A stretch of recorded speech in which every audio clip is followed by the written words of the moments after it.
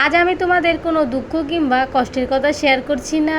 আজকে নদীর পাড়ে যাচ্ছি, তো চলো আমি যেরকম নদীর পাড়টা দেখবো আমার সঙ্গে সঙ্গে তোমরাও নদীর পাড়টা দেখে নেবে। কথা বলতে বলতে তোমাদের সঙ্গে নদীর পাড়ে চলে এসেছি, আর এখন আমি নদীর পাড়ের ভিতরে ঢুকছি।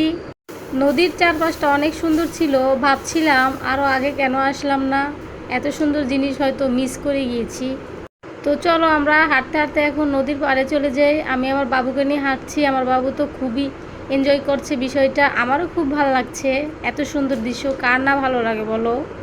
বিশেষ করে আমার বাবুর জন্য এখানে বেড়াতে আসা। আমার বাবুটা সারাদিন ঘরে থেকে ওর মনটাও খুব খারাপ হয়েছিল, এর জন্য ভাবলাম নদীর পাড় থেকে ওকে একটু বেরিয়ে নিয়ে আসি। এই দেখো নদীর পাড়টা এখনও কিছুই এখানে নাই, বেশি সামনে একটু আগালে অনেক কিছু দেখতে পারবে।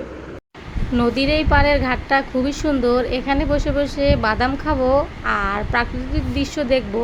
বাদাম খাওয়ার জন্য এই স্থানটা একদম উপযুক্ত। তো আজকে বাদাম খেতে খেতে বিদায় নিচ্ছি, আর বাকি ভিডিওগুলো আমি অন্য ব্লগে তোমাদের দেখিয়ে দিব। টাটা।